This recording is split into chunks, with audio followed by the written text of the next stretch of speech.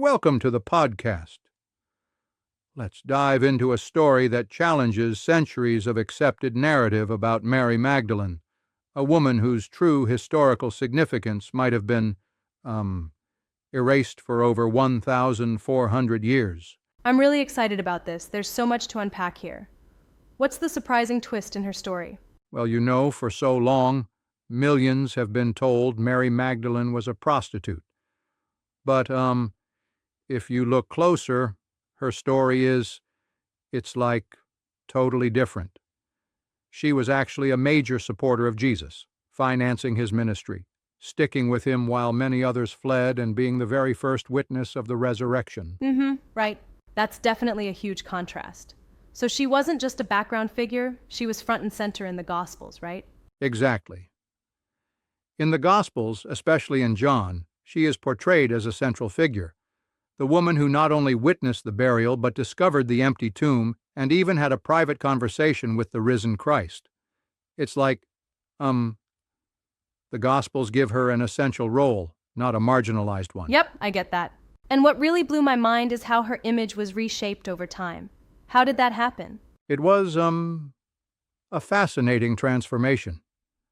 Back in 591, Pope Gregory the Great, in one sermon, effectively merged three separate women: the sinful woman from Luke, Mary of Bethany, and Mary Magdalene. With that one sermon, her image was recast entirely as a prostitute.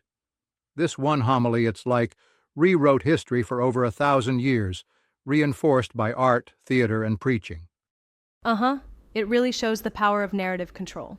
But didn't the church eventually correct this misconception? Yes, indeed. In 1969, the Catholic Church officially corrected the error, and then in 2016, they elevated her feast day, giving her the title Apostle to the Apostles. That's a pretty big acknowledgement of the truth that the Gospels hinted at all along. Right. It seems like it took a long time for the truth to come out. It's interesting, though, because even beyond the corrections, there are these other ancient texts, like the Gospel of Mary and the Gospel of Philip. They seem to paint her in a totally different light. Can you elaborate on that? Oh, absolutely. In the Gospel of Mary, for example, Mary Magdalene actually receives private teachings from Jesus and even defends her authority against Peter's doubts. And then in the Gospel of Philip, she's described as Jesus' companion, with the text hinting, that he even showed her special affection.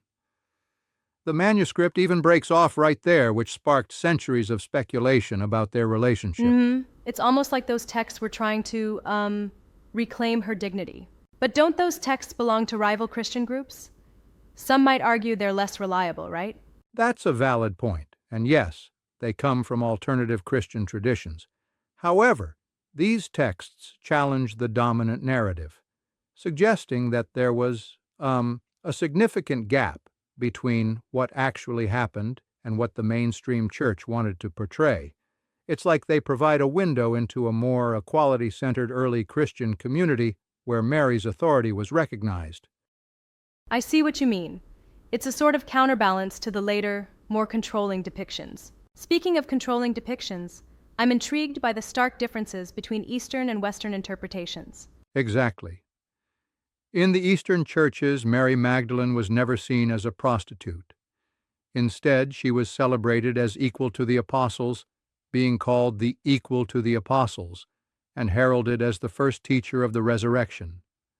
Meanwhile, in the West, she was reduced to a symbol of penitence, often depicted kneeling with unbound hair.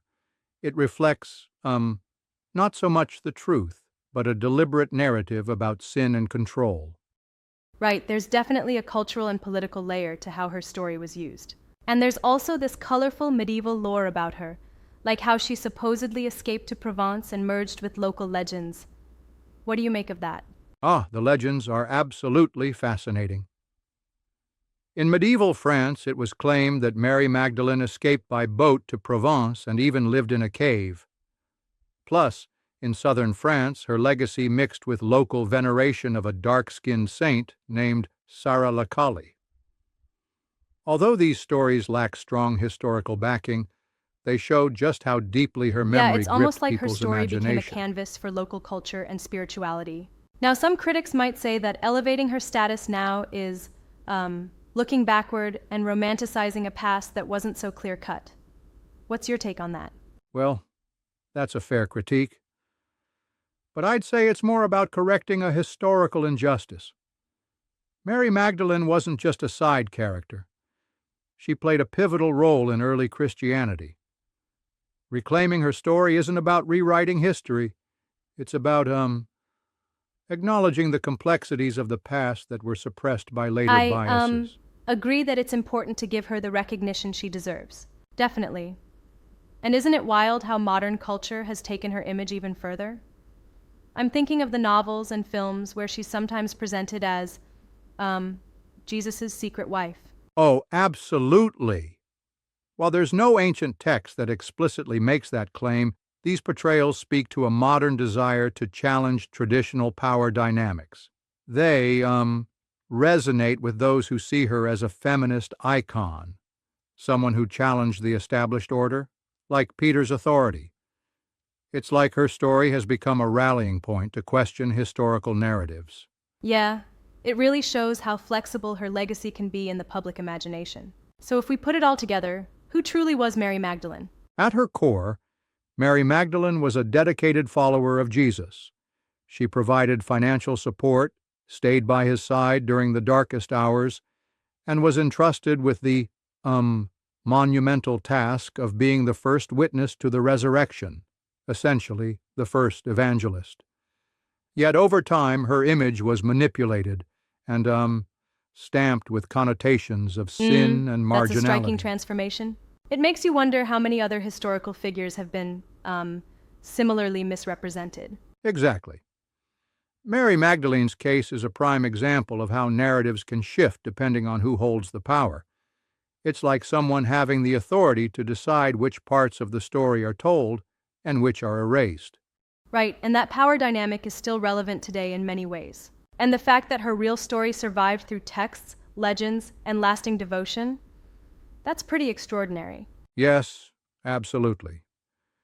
Despite centuries of deliberate suppression and distortion, her true narrative, one of strength, resilience, and pivotal spiritual leadership, survived. It's humbling to think that the voice of someone so crucial to early Christianity was almost completely silenced. Yep, it's almost like her legacy is a resilient ember that never really went out. So, when you reflect on everything we've discussed, what's the takeaway regarding Mary Magdalene? I think the takeaway is twofold.